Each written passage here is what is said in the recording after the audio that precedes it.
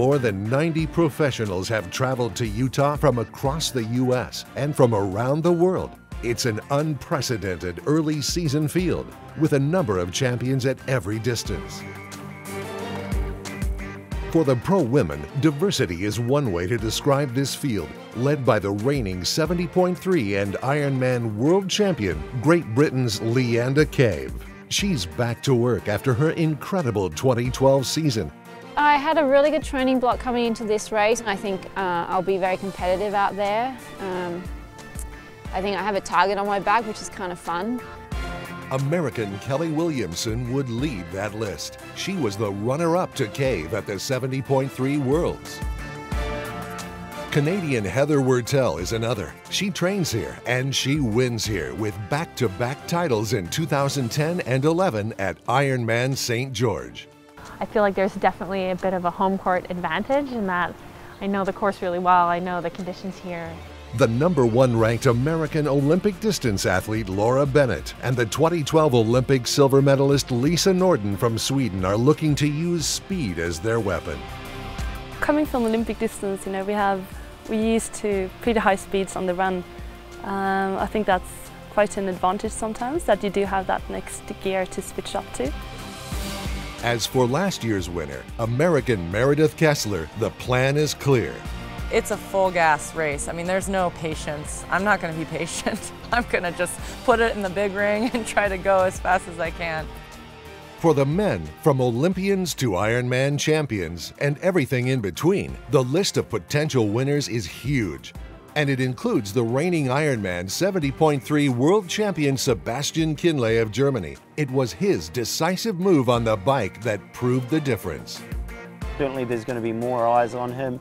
Not as many people are going to let him get away. That said, he's an amazing cyclist. Saying that and doing it, two very different things.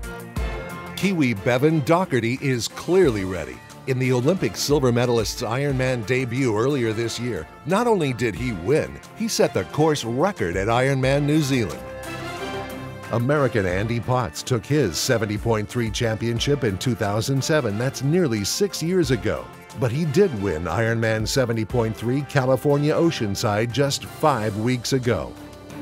Illinois' Andrew Starkowicz became an Ironman champion last year at Florida. The American athlete races one way, all out. I'm going to play all my cards early. There's a very good chance that I could end up walking. But then that same chance, if I don't end up walking, you could end up winning.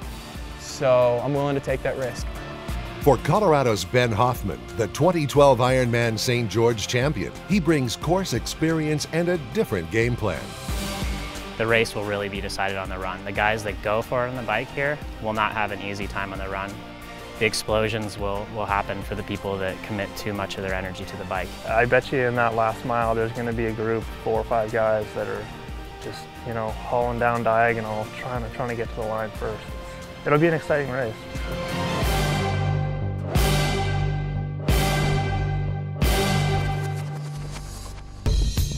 Just after 6:30 a.m., the sun would rise over Sand Hollow State Park, the site of the swim for Ironman 70.3 St. George. The first to hit the water, the professional men. At 6:55 a.m., the much anticipated U.S. Pro Championship was underway as the men headed out for the 1.2 mile swim. There they go! 5 minutes later, the professional women would get their turn. The pace was expected to be furious in the water, with numerous ITU athletes here, and that certainly was the case. Out first for the men, a group of 3 that included the Vasiliev brothers from Russia and American Andy Potts. But the chase pack was just 35 seconds back. At the front, Andy Potts was setting the pace, but keeping him in sight, Ivan and Denis Vasiliev. Behind them, American Andy Starkowicz was on the move. Bevan Docherty, his latest victim, as the cycling specialist worked his way up to 4th. Back at T1, a huge group that included Americans Meredith Kessler and Laura Bennett, along with Sweden's Svenja Baslin and Aussie Annabelle Luxford. Lisa Norden was expected to be in this lead pack, but the Olympic silver medalist unable to start due to a reoccurring foot injury. Kessler now fourth. Germany's Svenja Baslin would take over the lead early on as she passed Annabelle Luxford, a lead that she would build on throughout the ride. As for Kessler and Luxford, they would spend the next 56 miles on the bike battling over second. Back with the men. Over the first 40 miles, a stalemate of sorts. The front trio remained intact. Denis Vasiliev, Andy Potts, Ivan Vasiliev continued to work together. But then on the final downhill stretch, American TJ Tollefson makes his move as he takes over the lead. With the women, Svenja Baslin continued to shock the field as she opened up a 3-minute advantage over Meredith Kessler and Annabelle Luxford well into the ride. For Canadian Heather Wurtele, Great Britain's Leanda caved that deficit 4 minutes. Tollefson would hold his lead into T2, but it would not last out of T2.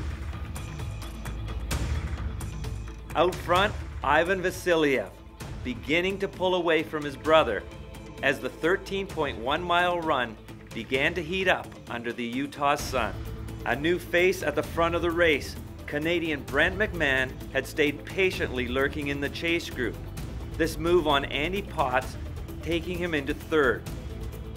A few minutes later, McMahon moved past Denis Vasiliev. Only one man was left to catch. Svenja Baslin out onto the run for the women, a commanding 4.5 minute advantage, a half marathon standing between the German and her biggest victory ever. Still early into the run, McMahon had the lead. For Ivan Vasiliev, the attention turned to holding off a charging Kevin Collington from Florida. For Baslin, that 4.5 minute lead gone. San Francisco's Meredith Kessler was unrelenting on the run, and she is now out front and pulling away. Your 2013 Ironman 70.3 St. George champion, Canadian Brent McMahon. You know, I'm just learning this game, you know, after 2 Olympics, moving up the distance, I still got room to improve, and so it's pretty exciting. Second overall, and the Ironman 70.3 US champion from Orlando, Florida, Kevin Collington. Andy Potts would move up late in the race and take third. Meredith Kessler will take the crown as the Ironman 70.3 St. George champion and is the top American, also the title of Ironman 70.3 US champion. This is a huge race for me. You know, to be honest, I've never been able to deliver in the big races, and so today I really wanted to do that for so many people, not just myself, my family, my coach, all the people that support me at home, and I'm really grateful. Germany's Svenja Baslin went for it on the bike. She would fall 135 short of the win, but an incredible performance. She crosses the line, the runner-up. In third, Canadian Heather Wurtele. This is your 2013 Pro Recap for Ironman 70.3 St. George.